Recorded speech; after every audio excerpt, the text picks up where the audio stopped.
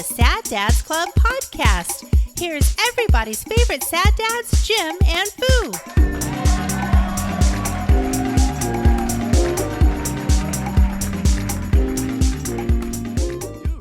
Ooh. Speaking of that, I made really good mashed potatoes. Random recipe, because I hadn't really put much effort in the last couple. I almost don't mind like a roasted potatoes. So like whole, like the small red potatoes that you olive oil, rosemary, or something, roast them. I want to say even the last couple big festive dinners hadn't included mashed potatoes, just because then that's a mistake. Then I've got to do gravy. So roasted is like easy. Anyway, so I found a really nice recipe. Yeah. The kind that you're adding a lot of milk and butter. Yeah. That's the best kind. Right. I had a lot of leftovers, and our charcuterie tray had a dill Havarti thing, in which I only used half the brick because I had other assorted cheeses. So Monday or Tuesday, we're doing like leftovers. Like, we got to clean it out. From what? Leftovers from Thanksgiving. Right. Anyway, so I grate up the rest because otherwise it's going to go mold. Yeah. I don't form charcuterie trays. Why not? Midweek. That's your mistake. Yes, because my tray is fucking bomb. So I grate up the rest of this dill Havarti. Yeah. And then nuke the potatoes and then fold. Oh my, that. Yeah. And I go like, get out the recipe before we put that away, and put in grate a brick of dill Havarti and put that in the mashed potato. Oh my God, it was amazing. I'm like, I would eat these flavor without gravy. Yeah. And if you made it this far for probably potentially the longest intro ever, not really, because sometimes we never say it. Welcome to the Sad Dads Club podcast. Welcome to you. Episode 167. 167. Yeah. I'm the Lord Foo. I'm Jim. And that was a long way to hope you had a great Thanksgiving. Yeah.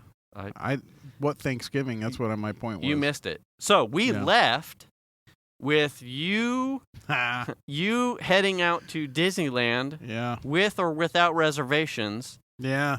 And reservations of not having reservations. My frustration spilleth over last time. So how did that end up? So my daughter... Without spoiling any of the rides that I haven't been on. I'm not going to... I have video, too, and I'm not going to show you anything. Thank you. You're welcome. Because... And they're not... purposefully. Venus's girlfriends are doing the same thing. Yeah. They're like, Uh-huh. And no spoiler. Absolutely. So I appreciate it, because we're on the same level then. Oh, absolutely. Okay, so... And it's totally worth not telling you shit about it, because you need to go in with an open mind. Okay. Okay? Okay, so carry on. So before we ended up leaving, my daughter was just all over it. She wasn't going to let any grass grow under her for her freaking birthday. So she ended up getting reservations for... I think it was lunchtime at her favorite place, the Orleans Cafe, Orleans the Cafe. Place with the Monte Cristos with the Vegasaurus version. Yes, exactly. So we ended up having lunch there. Was awesome. But then also the same night, she was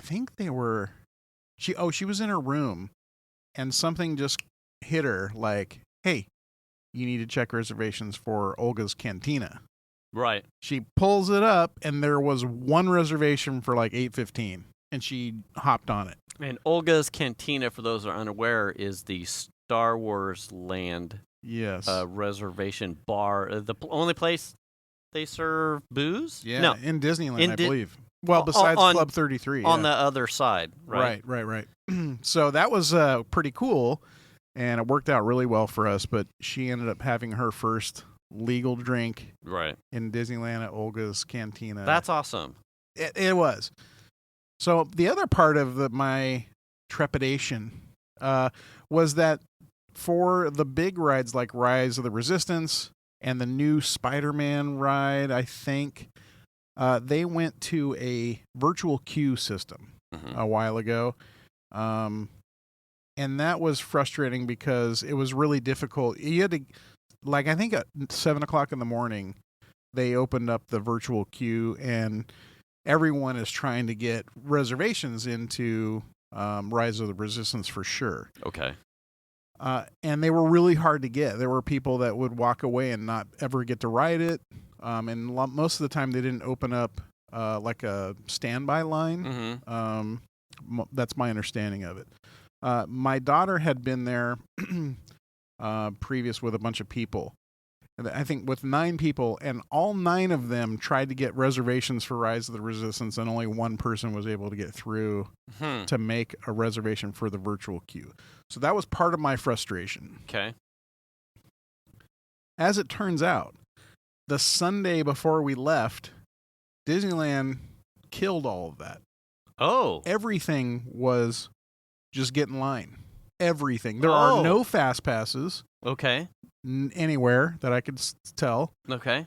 And everything was just whatever the wait is, if you're willing to wait, you get in line. Okay. And Rise of the Resistance had very long wait times. Okay. But we got pretty lucky. The first time we got to ride it, we got in line and we waited. I think it said it was 90 minutes. I don't think we waited quite that long. It was pretty quick. I mean, it was a very long queue. Mm-hmm. The queue went from the entryway of Rise of the Resistance, goes through their normal queue, and then breaks out of the queue to taped down lines that run across all the way to the Hungry Bear and then back. Oh, okay. And we waited in all of that to ride it, and it wasn't 90 minutes. I thought it was going to be, but it seemed like it went a lot quicker. Okay. The second time was the next day. It had been down for a couple hours, and so nobody was riding it. And we were transitioning we were going from California Adventure over to Disneyland side. Mm-hmm. And we were planning on trying to ride Rise if it became available. Okay. So as we're walking into the park and we get down to the end of Main Street in front of the castle there, it was like, holy crap, Rise just went online. And what are you using to see that? The Disneyland app. The Disneyland app. Yeah. Okay. So we literally book it straight to Rise of the Resistance. We get in line, and the line is pretty short. I think we waited maybe 35 minutes or so. Okay. And that was the best. That was awesome. Okay. That ride is worth probably a 120-minute wait if you're a Star Wars guy. Okay. Wait. It's worth it? The payout, juice is worth the squeeze. It is an impressive experience. It is that cool. Cool. All right. And I had an old friend of mine that I used to work with way back in the old pizzeria days, back when I used to sling pizza for a living. Mm-hmm. And he is a West Sac police officer now. He happened to be in the parks the same exact days that we were at the park. Mm-hmm. And I was like, we ended up meeting up with him at one point and riding a ride, and then like, hey, take it easy, we're going here, you're going there, kind of thing. But I was like telling him, hey, have you ridden Rise? He's like, what's that? Oh, God. And I'm just like, dude, are you kidding me? And like then the next day I was texting with him and stuff, and I'm like, did you guys get on Rise of the Resistance? Right. And he's like, oh, we're at California Adventure. I'm like, they close the queue at 8. If you get in line, you'll ride it. Yeah. Kind of thing. Yeah.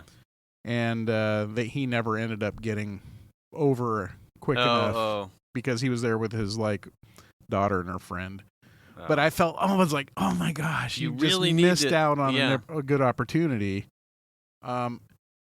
The other thing that was worrisome was we have been there on Disneyland on Thanksgiving in years past. Right. And it wasn't nearly as bad as I remember it in years past. It was busy, but it wasn't like we hit everything we wanted to hit.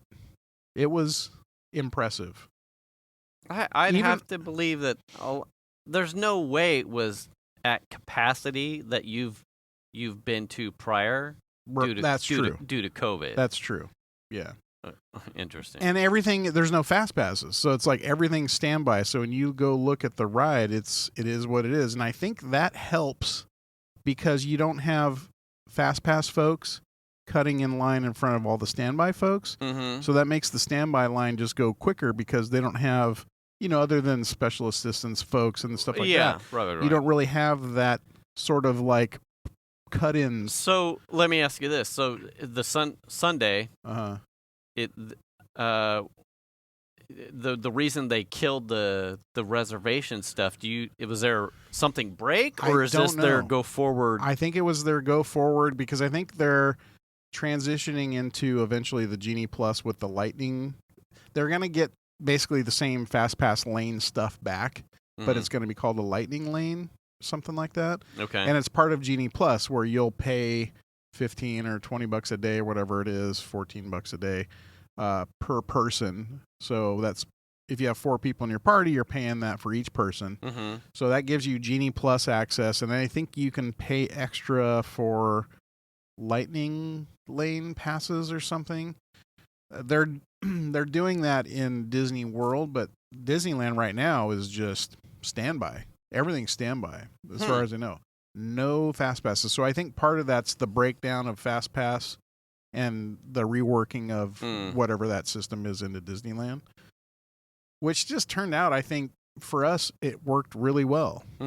I think it kind of goes back to the old days of Disneyland and just getting in line, which I think was fine. Right. I actually kind of prefer it that way because Fast Passes is a really cool system, right? Right.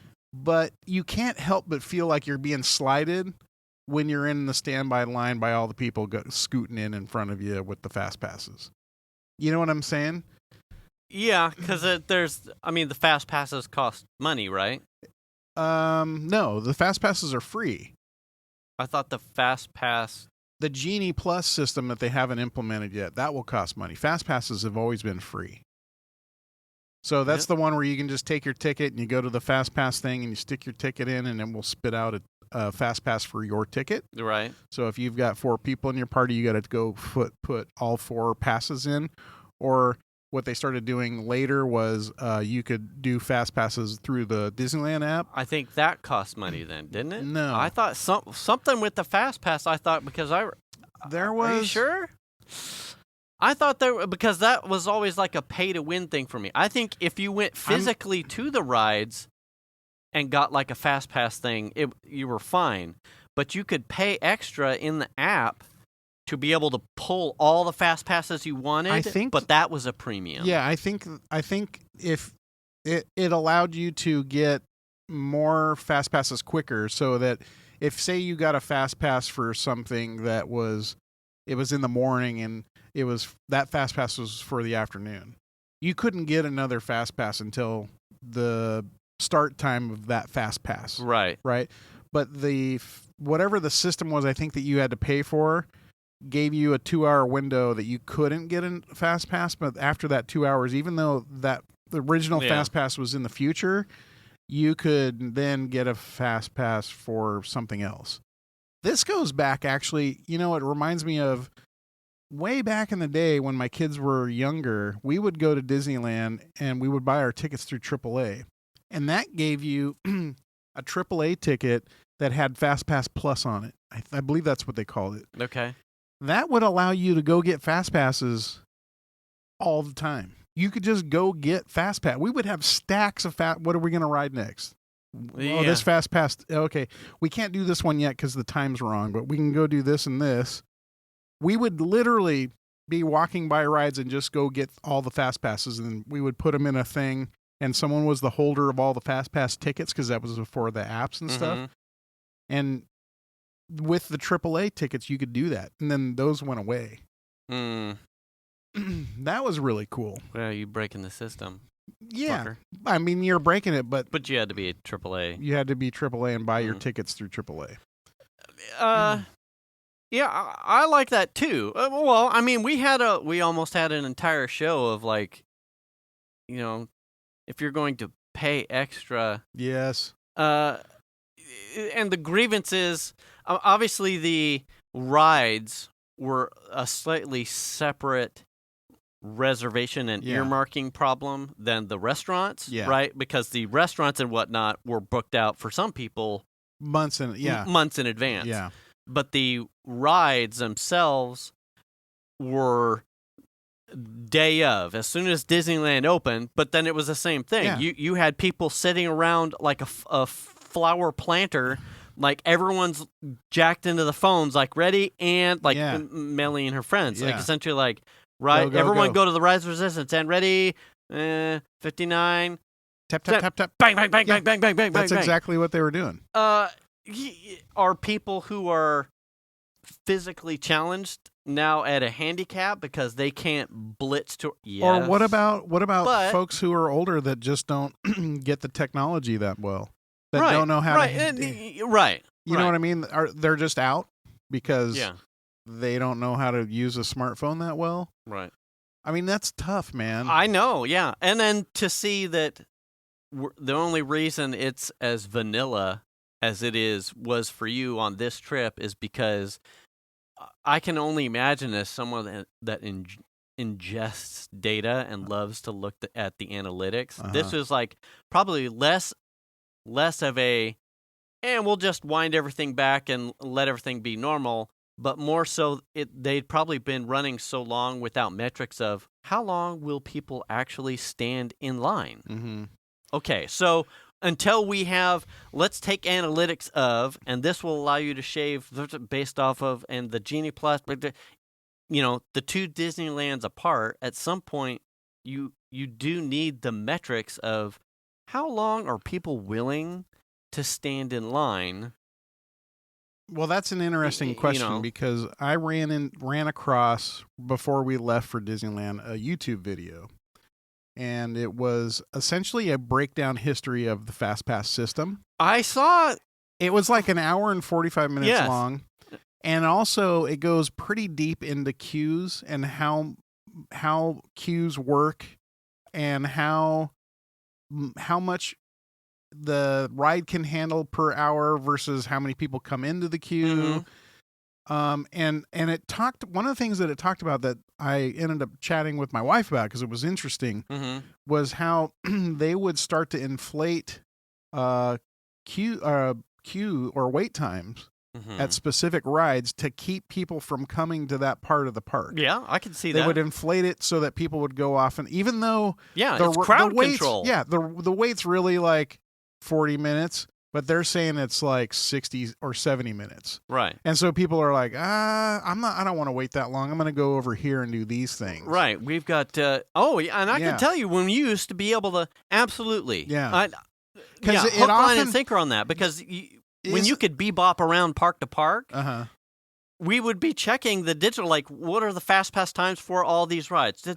Ooh, Guardians of the Galaxy has only like a X time, but everything over here is very. We would zip over to California and be like, well, we'll eat over here. Oh, fuck, all the Star Wars shit has like less than an hour wait time.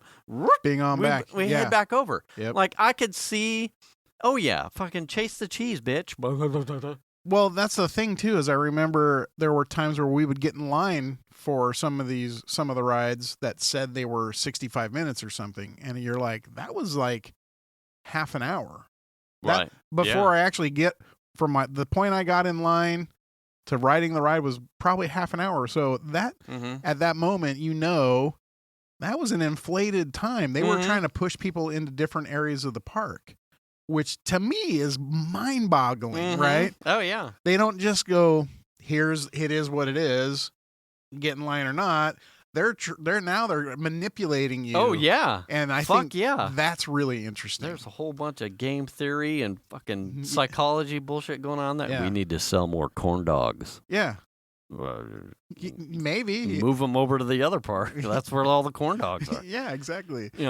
But, that's like psychology stuff is really fascinating, but we ended up having a really good time. My daughter had a good birthday. We enjoyed our faux Thanksgiving day at the park. That's a weird thing. I mean, I've done it before, but this one really struck me interesting is spending Thanksgiving at Disneyland.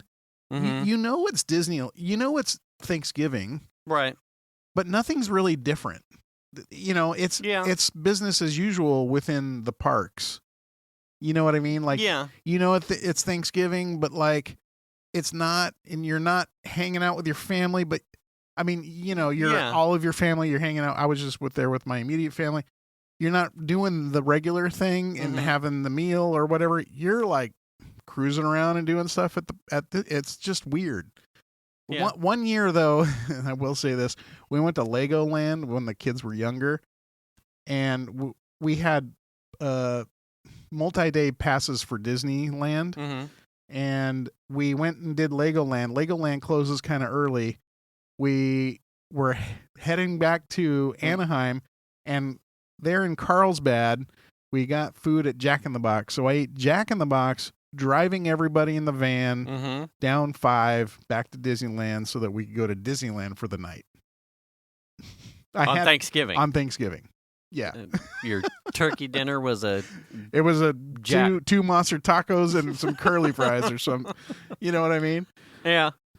But anyway, it's just that, I'm one of those weirdos. I kind of like Thanksgiving, so it's like I feel like I missed something, or I kind of missed out, even though I had a really good time. Yeah. Yeah. There's. I mean, I would take not doing it to go to Disneyland any day. Right. But I still kind of missed Turkey Day. A little bit. You would rather go to Disneyland? I would probably be the same way. Yeah. We had a conversation in the driveway. I said, my typically my family does, like, it's the one of the two, like, major, you get everybody together as much as you can. Right. Big NorCal family kind of thing. Yeah. I'm all for that. But the last couple of years have kind of evolved into, like, COVID, obviously, we're 2 years deep. Yeah. 2 years deep. Yeah, about 2 years. Into that one, kind of altering. But I kind of started to see it evolve where my brother, myself, or my sister are kind of rotating my dad around because, people are working right up to the holiday, or people are working over the holiday. Yeah. And it's just like the way we like to cook.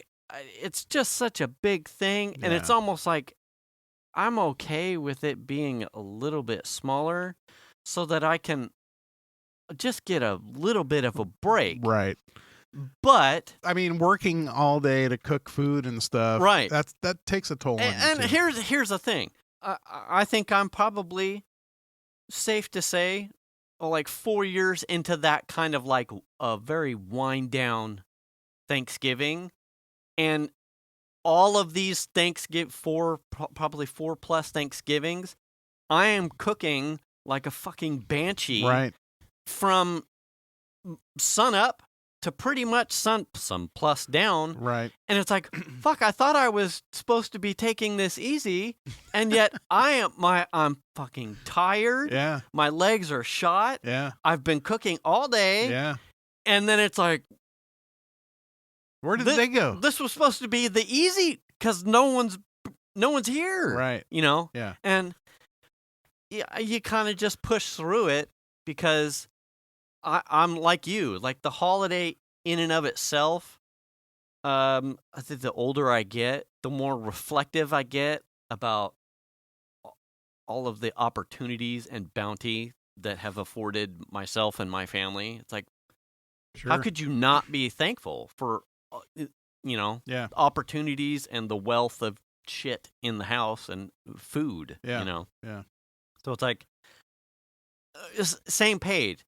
Do I need to eat, like this year specifically, do I need to eat turkey? The last couple of years, we've evolved off of that. Like this year, I made fried chicken. Oh, nice. So it was like, it's a cousin of the turkey. Yeah, he's, the runt. I was still cooking all day. Yeah. Just different stuff. And it was a wholesome meal. You saw the picture. Yeah. So it was comprehensive plating. Right. But it was more about the environment of Thanksgiving and the, that I busted my ass in the kitchen, I guess. I would probably feel somewhat vacant Well, I mean, if I wasn't slaving over a stove. I mean, part of that is you're proud of the food that you're making, and you want people to enjoy themselves and have the food that you're making. Yeah. There's that, I would say. Yeah. One of the things we were worried about with Disneyland is Salmonella? Is COVID. Oh, yeah. And I was pretty impressed. I mean, you're welcome to wear your mask outside or not. No one was getting shamed or side-eyed that you caught? No. For wearing it at any point in time? I mean, there were times where, you would get into a crowd of people and it was a little overwhelming, and then I would put my mask on, then once we break out of the crowd and, you're in like a more open area, okay, mask is off. So we had that. But even more impressive is anytime you went into a building, the staff was all over you. You have to have a mask. Cool. I'll give you an example. This was pretty cool. We rode the Cars Land ride. Yeah. And that loading area is like semi-outdoor and indoor. It's like under that rock or whatever. Mm-hmm. You load into the car. Didn't really say much about masks, but when you get in, you buckle up, and then your car moves forward, and there's a guy that checks all of your seatbelts before he lets your car go. Right. The girl next to me, no mask. Girl in the back, I think that was single rider line people, no mask, apparently. We get up to that guy. He would not let our car go until they both had masks on. And they did it. And, you heard grumbling from some people. Yeah. But at the same time, you're spending a lot of money to be there. You're going to abide by the rules, and you're going to fucking wear a mask. Right. Did you see anybody get jettisoned for not? I didn't see anybody get jettisoned, but another example was Haunted Mansion. Oh, yeah. You're in the building the entire time. Yeah. So first of all, before you go into the building, they're adamant. You must wear a mask. Everyone has to wear a mask before you go into the building, and they're checking you as you go in. Because then you end up in the box. Right. So everybody's got to have a mask. You go to the first room, and then the elevator, and then you go down, and then you're inside the ride the whole time. Right. While riding on the ride, over the speakers, you must be wearing a mask. Please put your mask on. Oh, nice. And so, they're eyeing somebody. Oh, yeah. Yeah. So there was some of that happened, and I just was super impressed by how well they handled it. Good. Anytime you went into any of the buildings, you were to wear a mask, period. So not to miss an opportunity to cash in, did you see Disney masks? No. Really? The only thing I saw was somebody had like the generic like paper ones. Yeah. That had like Mickey stickers. They put Mickey stickers on them. But so beyond that, in any of the stores, I didn't see. Really? I mean, I didn't notice any. I wasn't really looking, but I didn't see anybody wearing them. Yeah. I mean, the girls had some Disney masks that they had purchased prior to going that they were wearing, so maybe there was some of that. I don't know. I don't really pay attention to it much, but I don't know. Maybe. On a scale of 1 to foo, how many churros did you enjoy? I didn't have any. You are a cuckold. I know. Yeah, I just never. It never happened. Really? For whatever reason. I mean, we just were going. We would just go, and like we were never in a situation where we're just chilling. We were. I mean, unless we were eating a meal or something like that. Yeah. We were going. I mean, I walked like 20-something miles over the course of 2 days. Yeah, you know what I Good mean? for you. So yeah, we were never just chilling. I never had the urge to go grab one. I know that there were messages from you, and it was like, oh shoot, I need to go get a churro, and then it was just like I never got a churro. I just never did. Yeah. The other thing that I figured I would probably eat at some point was one of the chimneys. they sell these really killer chimneys. Oh, okay. Like from where? They're in the like little kiosks around the park, like chicken, like the turkey legs kind of thing, okay. or like corn dogs. Yeah. Really? Never got a chimney. Chimichanga. Yeah, they're big chimneys. Shit. They're delicious. They're totally on either side of the. I don't know about California Adventure. I know on Disneyland for sure. Shit, I must have. That's one of my favorite things to get for like. I would have to search that one out. Yeah, for easy dinner, I get a chimney. Right in front of Big Thunder Railroad, they have a chimney. Really? Yeah, I'll have to look next time. Right by the pier of the boat where you board the boat. There's like a bunch of little things in there. Yeah. But I didn't get one of those. Like we were going, and we just ate meals when we were hungry, and just. Did you have a Monte Cristo? Yeah.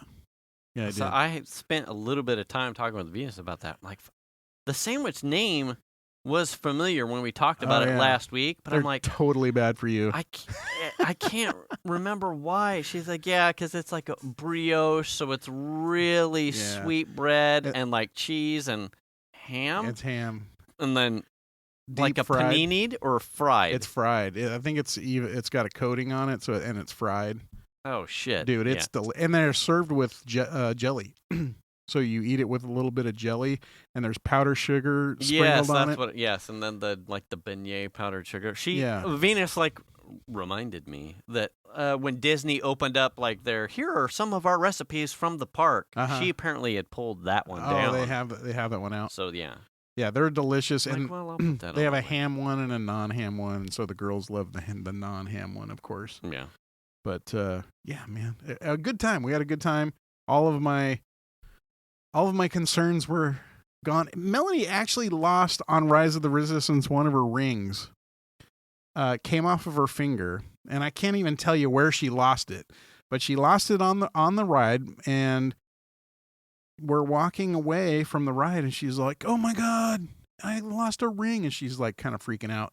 And so Shanna goes through her pictures and finds a picture of her in there at the ride, and look, you're wearing it, so it had to have come off from that point. Ride. Yeah, at that point forward. Yeah.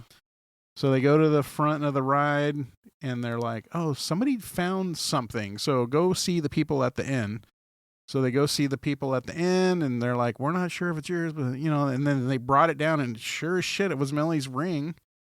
I mean, that's impressive. Wow. She got it back. It's like, yeah, here's a picture of me wearing this ring, right? So you know it's me. Yeah. That's my ring, fuckers. Yeah, I'm still impressed thoroughly just with Star Wars, Galaxy's Edge area in general. That just to walk around, that it's so, man, it's just really neat. Yeah. It's just so neat. And I could spend, as someone, as a Star Wars nerd, and two, as cosplay propsy, crafty guy. Yeah. That space, I could leave my wallet with someone else, and I could just spend and not ride a ride, and I could spend a day plus just looking at the effort and quality and immersion of how they've built that part of the park. Oh yeah, like the droids and the beeps and the texturing and the random tool that has no purpose, right? That they put detail in, sound effects that are kind of chirping. Just the flags hanging around, around the little. Just impressive. It's so. The only thing I really wish entertaining. I wish they would have made all of the button sets that are on the doors pressable and a sound would happen. Oh, you know what I mean? Yeah. Because there's no give on. You just press them and they light up. But just they don't. do this. Yeah. Let me give me a tactile. I want to come on. I want to beep it and have it light up or something. You don't have to open the door. Just let me. Simon Says it. Just give this to me. Yeah. Come on, man. I just need a little bit of feedback. First time we walk into Galaxy's Edge and I say, "Oh, we got to go find some stormtroopers for you, Shan." And she's like, "No, no." She just hates them. I don't know. First order. It's so funny to me. But I cannot wait. Got ourselves a rebel. I cannot wait for you to ride Rise of the Resistance for the first time. It's fucking epic. It's that good. Oh my gosh. Like I can't. I feel like I've got a secret now that I'm holding. Yeah. And and if anyone's going to appreciate it, God damn it, you're gonna. You know what I'm saying? Oh yeah. So we were talking with Venus. We were loosely covering, like we just earlier, her girlfriends who are super Disney fanatics who've already been, I think, multiple times this year already. Okay. Specifically, like, quarantine their conversation about about those things so they don't spoil it for Venus. And I'm like, and it's kind of weird because Jim sent a couple pictures of Avengers Campus, but then he shut the fuck up. He stopped. I'm like, ooh, that's Ant-Man, Hank Pym, and the Pym particles. And then a picture of a line, and then boop, you dropped the I kind of felt like the transmission stopped. Didn't want to give too much. I mean, even Spider-Man Web Slingers ride. Yeah. And that's a pretty cool ride. Okay. It's a little bit on the short side. But really enjoyed the ride. Did it a couple of times. Yeah. Also got lucky with that one as far as the wait time. Yeah. And I hesitate to tell you anything about it. It's not like Rise of the Resistance where I'm going to give away a bunch of shit. Yeah. But it's a similar ride to something you've ridden already. Okay. So it's not like it's crazy weird. Is the Avengers Campus as immersive as Star Wars? Yes and no. It's not as cool as the Star Wars campus, in my opinion. It's a little bit harder because it's a lot more current. So there's not a little bit of creative future or past that, like Cars Land itself, you can do all kinds of throwback shit. Right. But Avengers is like relatively new and urban. Well, so it's like you can't get too far into decor. Yeah, I mean, like the Spider-Man ride, like the building that surrounds the ride itself, it looks like it comes out of a Spider-Man movie. Okay. Like the way the bricking is and all that stuff. And they have taken the hidden queue aspect of Disneyland's hidden queues as far as waiting in line to a whole new level. Because there was one point where we're like, oh, there's doors right there, and we're kind of coming around. All of a sudden, you come around a corner, and it's like, holy shit! There's a whole another section of fucking waiting over here. Oh, yeah. And in fact, the first time we rode it, that section of waiting actually went out of the real queue and into the back lot, back behind like Carthay Circle restaurant. Okay. Yeah. They had like a whole extra set of queue stuff out back behind the queue into the service area. Wow. It was crazy. It was like, oh my God. It's like you keep walking around a whole nother corner and find a whole new section of queue you didn't expect to find. But as far as the texturing and like it's done in the very Disney way for sure. But man, Star Wars, like Galaxy's Edge is just it's special. Yeah. It's that's over the top, and like the Avengers Campus is cool, but it seems like they're probably going to have more at some point. We'll see. Did you have shawarma? No, because we were always there early in the morning. Did you buy the Thanos Infinity Gauntlet Coke? No. Coke holder? No. Did you see those? I did not, no. I think that's at the shawarma cart. I saw the shawarma cart a couple times. Did you? Yeah. But what's funny is how they've tied the what's the used to be Hollywood Tower Hotel, the Galaxies or Guardians of the Galaxy. Yeah, the Guardians of the Galaxies ride, how it's been tied into the Avengers Campus now. Yeah. Which is kind of cool. Because it was out there by itself forever, right? It was there was a cul-de-sac end of the road with like a Tony Stark Industries exactly block. Yeah, and now it's like it's sort of like it starts there and continues into the backside of the Avengers campus. Okay.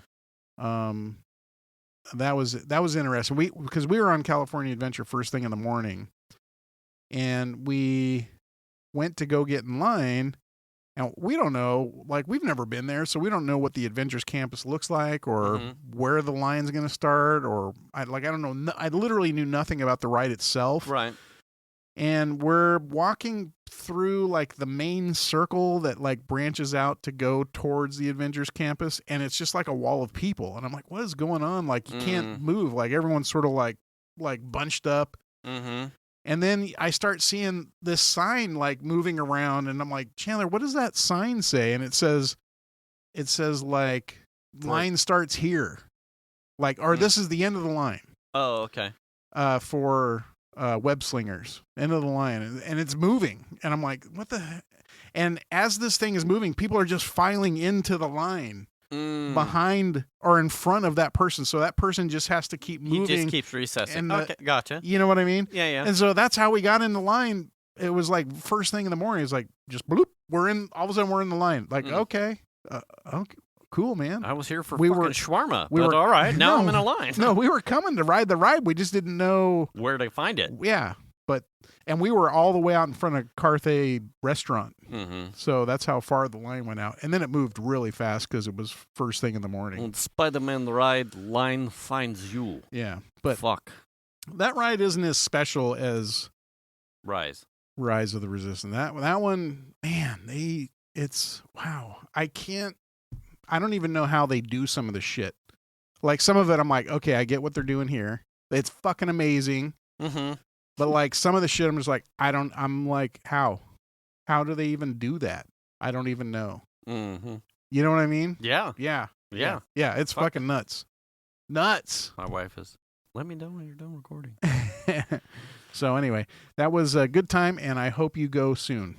That's all I have to say about I think we're scheduled for band Xander next year. Oh, next, like fall or something? Probably fall or early winter of next year. That's like when we're looking at it. And I hope they play, because that's where we're baking it. You're like, even if you are playing, kid, I'm going to be on Rise. As much as,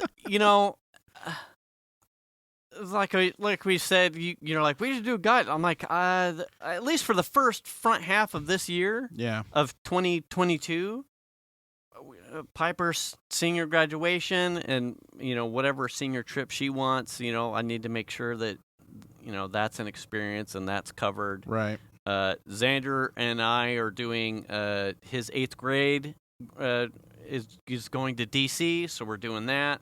I have my dad's bucket list thing to Alaska. Yeah. You're booked. I'm booked. Yeah. And not with things that are cheap either. They're like Disneyland trips all on their own, a couple of them easy plus. So it was like, ooh, I would love to be able to send the girls or something. But even then, that's we're looking at trying to put Piper into something. So it's like, would you rather have money for this, or would you like the girls to go to... It only spread so far. I can only work so many hours. Yeah, I mean... I guess I could get another job, but, Yeah, you need to work on that. Wait, isn't this a job? Shit. One day? So, okay, so check this one out. Okay, all right. So, it was the show with Tony. #Hi Tony. Okay. We were chatting about something, and you made the pimpest of your wife jokes. Oh, I remember that. Oh, yeah. Yes. And I looked at you and went, oh, damn shit, son. And you went, oh, that's how we play here, so that Tony didn't get offended. Right. But usually it's you. Usually it's me. Yeah. And it's fine. Yeah. Right. If I ever said something that crossed the line, I would know. But we try and keep it, make sure we're not cuckolding each other in direct. I mean, typically you're going to fire one of those at me, and I'm just like, haha. And then we roll with it. Yeah. Yeah. But you had one fucking full cannon broadside, and it was money. And Venus had even I'm jumping forward in the conversation. So, you had we were talking about something in Discord after Disneyland, I think. Okay. And I can't remember what it was. Damn it, it's escaping me. But it was teeing up it was the stockings. It was the you can't get away with that at my house if you're married to my wife with how much you have to do decorations. Sure. And I think I was already rattling off, that's why I only come around to stuff the stockings. A joke. Okay. And in the mind rattling around to getting ready to fire off the innuendo that I come to your house to fill your wife's stockings, it had occurred to me, like, wait, we're a bunch of guys. And we're talking about making wife jokes and we don't really ever do that to Dragon because we love dragons and we don't know what would happen yet. I think she has to get married before we can make those jokes. Yeah, I don't think that's... But right, guys, it's like modus operandi. This is just the way it is. Dude culture. And I had like a bright bulb moment and I went, wait, what do women do? Oh, and so Venus had come in, and I said, so I have a question. It's like the women's version of teabagging. Yeah, right. What is, when you're in your clique of your girls and whatever, conversations, or you're out on the town or whatever, and what is the I was busy at your mom's house version for women? Is like, there do one? you say I was busy banging your dad? Yeah. Like, or your boyfriend or your husband? Like, your husband can't be fixing car, right? Because sounds gross. Yeah, you know who fixes your husband's car? Well, I don't know about that, but I'm all up on his crankshaft. Like, how do women? And so I asked Venus, I'm like, what is that for you? And she says, no, we don't do that. Yeah. No, Shanna doesn't for sure. And I went, like, I don't even have to ask her. What do you say? And, like, what is the dig to women? She's like, no, we don't do that. It's like crossing a line. I would kill a bitch. They're civilized. Like, apparently so. Yeah. Way more than dudes. Yeah. And I went, really? And then at some point Xander had come in. Yeah. And he was eating, and he's like, I just figured you did. Like, wait, what? It was a completely like, you have to have something. Like, how do you shade another? And she's like, we would just come up with something. Like, you pick fun at their clothes, or maybe you sounds like you take a shot at like their weight or something, or their like hair. Like, you do something, but you do not touch the man or the dad. Apparently, the dad for sure is like not even like remotely thought of, but the boyfriend or the husband, off limits. If you take it's like, well, yeah, we were all busy and I can't show up because I'm going to be over at Mike's house, with Dragon. Right. Like, That's not a thing. Whoops, I said it wrong, but you get my point. Like, I'd be over anyway. They do not even. You will get shivved in the back, sugar poured in your gas tank. And then I think it was a day later, we were sitting at the counter again, like around dinner, and Piper had come in, and I go, okay, Piper, so here's the question. Like, when you girls are all talking about something, do you ever like, well, I'm busy with your boyfriend. Like, do you have the mom joke for your boyfriend? And she said, no, we just make your mom joke. And I went, okay, no, you're missing my point. No, that's actually true. Do you do? And she's like, no, we just say your mom. Okay. And so it goes back to the teabag thing. It's an appropriation. It's the running meme is your mom. Now I'm busy with your mom. I mean, now that we're talking about it and I'm recalling stuff, it is an ongoing thing at our house, is my daughter saying your mom blah blah. It doesn't matter what the fuck it is. Right. Your mom blah blah blah. It'd be like, oh, I gotta load the dishwasher. Your mom loads the dishwasher. It's just like instant. Yeah. Your mom blah blah blah. Yeah. Literally just in that manner too. Yeah, we have no respect. No. I would love to be the butt of somebody. Mom gets all the shade. Yeah, all of it. And it's funny because my kids will do it to each other, and I'm like, you just called your mom's your own right mom here making you dinner, you little shits. Yeah. Show some respect. Your mom something, whatever it is, Yeah. and it's like not that I do, because your mom's a slut. Yeah, and you're like, but it's. I mean, I'm not even kidding. Because that's how often it happens. Like, I didn't even think about it till we were talking about it. Yeah. It is literally something that happens. It's probably just your mom. It is just literally part of the conversation in our house. It's normal conversation. Your mom's normal conversation. That's the kind of thing it is right there. If she was normal. No, you don't even have to go down that. It's just your mom this. Right. Oh, okay. It's just whatever thing you just talked about, your mom is that thing. Period. Okay. End of conversation. Yeah. Yeah. And if I start doing it, your mom, blah, blah, blah. Now I'm talking shit about my wife. Right. Right? Your mom. And it literally is every person in our house will do this to each other. Right. So it depends on who. Who does Shan do it? Everybody. Oh, Everyone, so Shan's. She's in on it. Oh, okay. Everyone's in on it. And no one. No, it's just. It's probably funnier when your mom makes the mom joke. I guess. Your mom?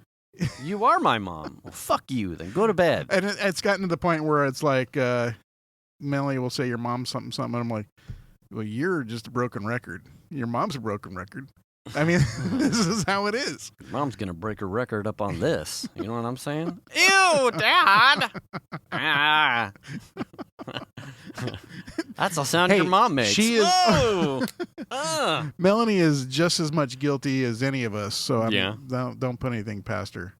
What was it that? Oh, I got some of those Tennessee fucking peanuts. I love those things. More?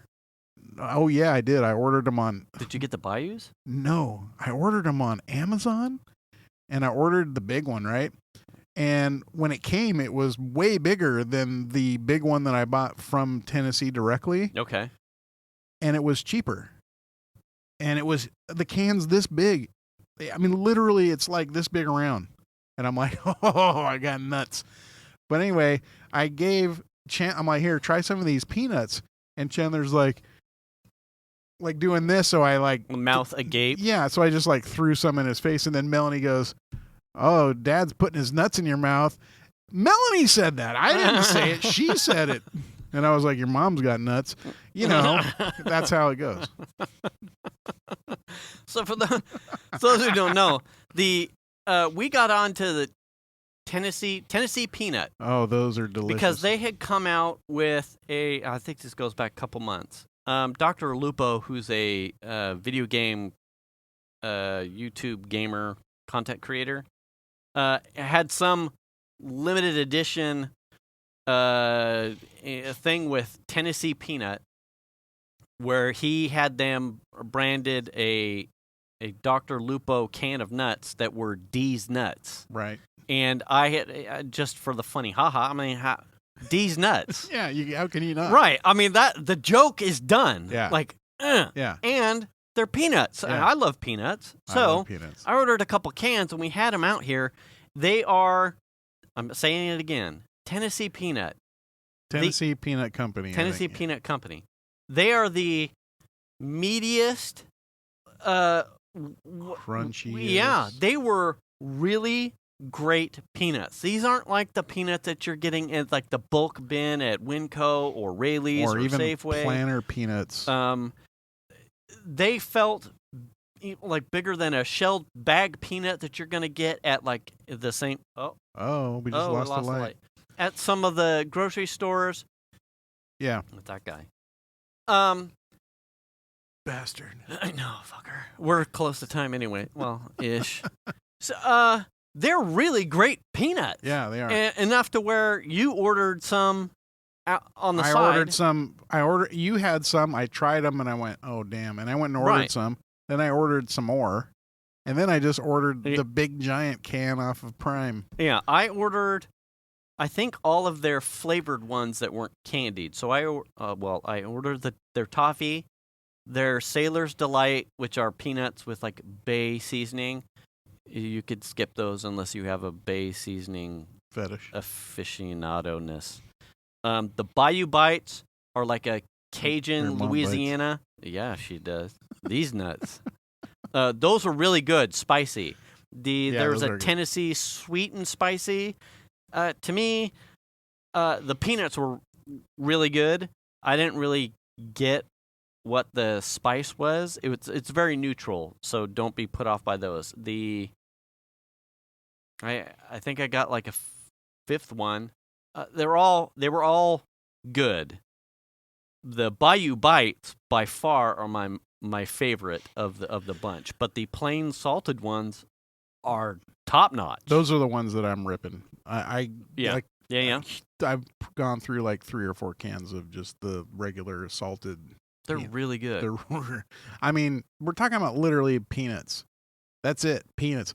But they are fucking delicious. Right. Yeah. Yeah. I mean, like I'll be working and I'll be like, peanut time, and I'll just go get up and I'll pop open the can and grab a handful and close the can, and I'll just if you're someone that gets like or makes your own trail mix, and your experience with peanuts is like Planters or the trail mix bags of peanuts that are no name brand at the end of the aisle. Yeah, like these are not those. These are huge peanuts. Yeah, they are substantive and they're well salted. I love the salt. And if they're you well salted. Are someone who enjoys ordering from a mom and pop company, they are literally a mom and pop company.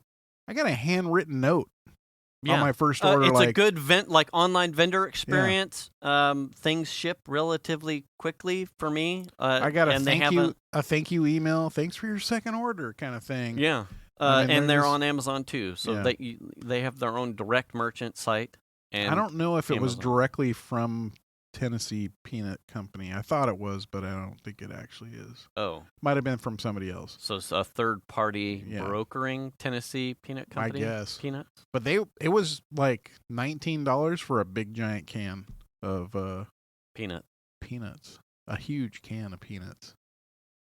I can't bring myself to buy the peanut brittle or any of the other things because I like the peanut so much. I'm like, I'll just be buying the salted nuts. That's what I like. These nuts. Yeah.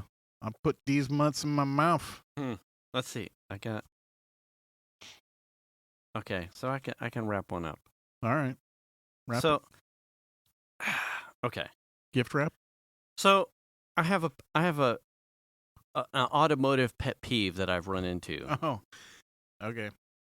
And this is something that you and probably your son certainly have run into because we're all chemical guys and very detailed, product oriented. We probably have a robust cabinet of things. And the pet peeve is the refurbishing or re-blackening of UV wrecked black plastics. Mm-hmm. There is no shortage of looks like new black plastic shine products, certainly even from chemical guys. Mm-hmm.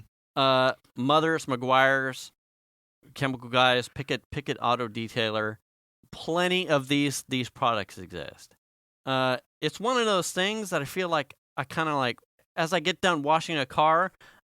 I do it. I have a black car. Yeah. But B, over the course of time, plastics, no matter their color, they start to fade. They get that gray. And if you wash the car, it kind of, because it's wet, and then you dry the car and it starts to creep back. So you put these products on there, and probably if you're not paying attention, it's going to stay that wet look. Certainly tires do it better than most, but the plastic itself is probably, if you're paying attention, the next day, it's probably already fading back to the gray. Right. And really, I think I have a solution.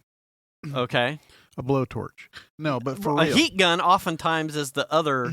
Well, that's not a really good solution. No, it's not. There is a product called Cerakote. Oh, I'm getting there. Oh, shit balls. Yes. Okay. So, I was reading something because I've got All right. I'm way long on the not be able to get there. I have Emily's Jeep. Yeah. Emily's Jeep in the back, lots of black plastic. It's 20-something years old. Yeah. The plastic is really faded. Pull up, restore Jeep plastic. Any number of products are going to come up on the YouTube. Here's what I do. Oh, yeah. I ended up running across somewhere in a forum. It was Mother's Back to Black. Guaranteed. I went straight in amongst the other product I had to buy, saw it at AutoZone, bought it thinking, finally, this is the thing. Holy Grail. Yeah. And I've got something that is so old that I'm going to know if it works or not. Put this on there, happy with how it looked in application. Right. Which is always the case. Right. Even chemical stuff. Yeah. The next day, back to gray. Super pissed. Right. Can't tell you how. Very pissed. Okay. Extremely pissed.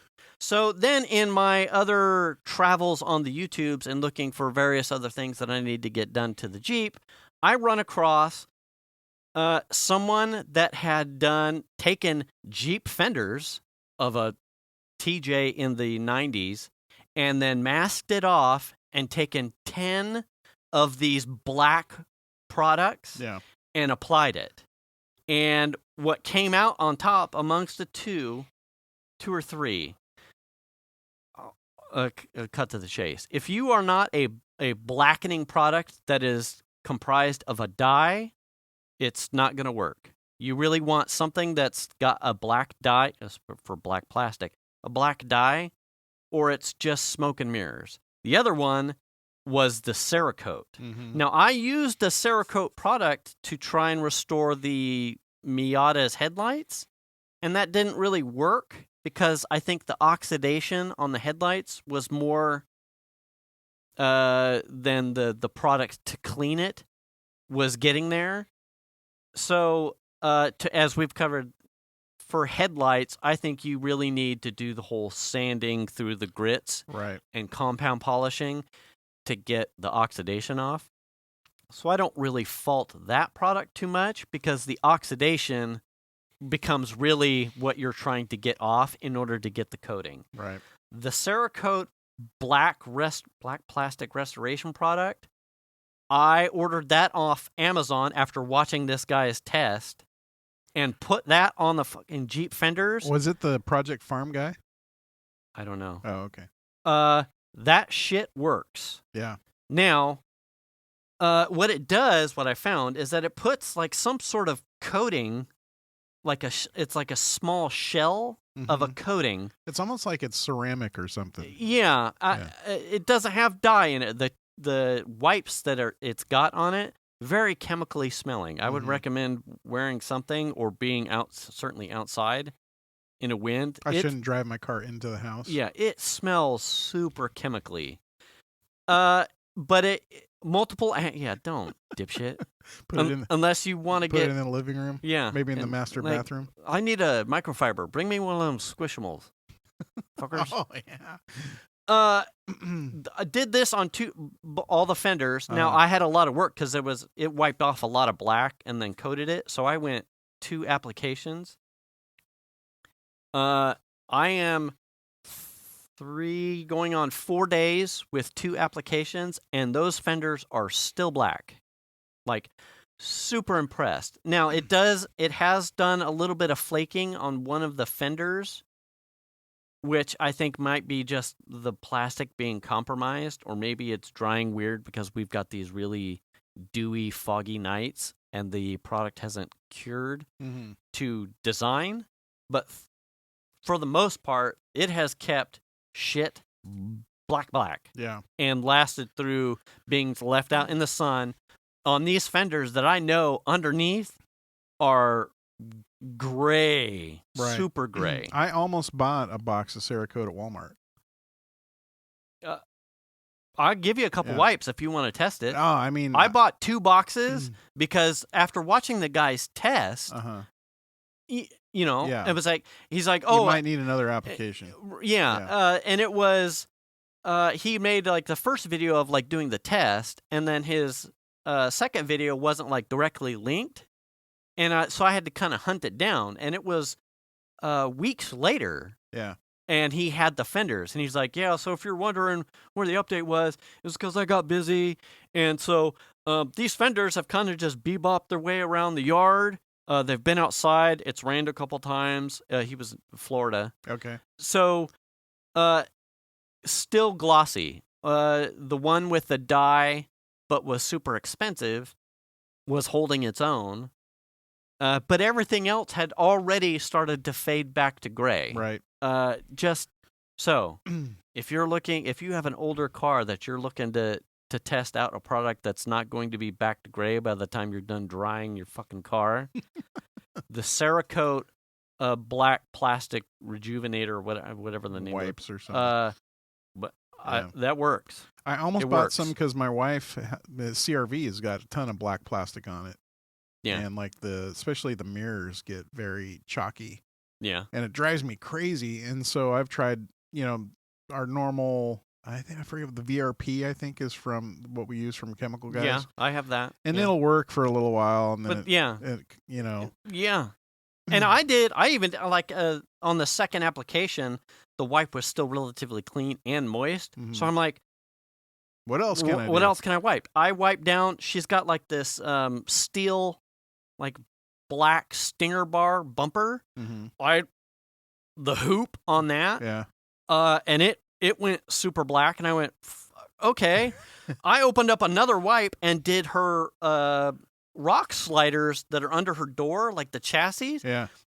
It took to that, too. And those things look like they were just freshly spray painted black. Yeah. They look fucking tits. Yeah. I can't wait to try it. It is an amazing product. Yeah. Now, knowing that it flakes off real easy, I'm a little apprehensive on saying it's foolproof because obviously I've got one fender that's kind of flaky. But again, that could be a curing problem because it's so you want everything to be dry so that whatever it can do can cure. Yeah. That may be me and the environment that we're in right now. Yeah, because it's moisty outside. Right. But like I said, 3 of the 4 fenders are 99.99% fine. And the one fender that's I can see some problems on, I'll take it. Right. Because everything else would be done and fucked by now. Right. So anyway, Cerakote. I'm gonna buy it. I'll just buy a box. I don't think you'll be shamed. And like I said, it works on multiple materials because the metal looks awesome too. I think I ran across it on that Project Farm. He's the guy that does oil testing and a bunch of just random glue tests. He tests a bunch of glues and stuff. And he did a blackening test with a bunch of stuff on his truck. Yeah. On the bumper of his truck, which was kind of pasty, whitey looking. And the Cerakote just lasted really well. I believe it. And I forget, I think he was doing stuff getting it real dirty and then washing it. So he went through a bunch of those kind of cycles, and that Cerakote just held up really well compared to everything else. Yeah. So, I'm going to give it a whirl. I was excited to hear your take on it. Yeah. Like I said, super impressed. That's funny that you were headed there. Yeah.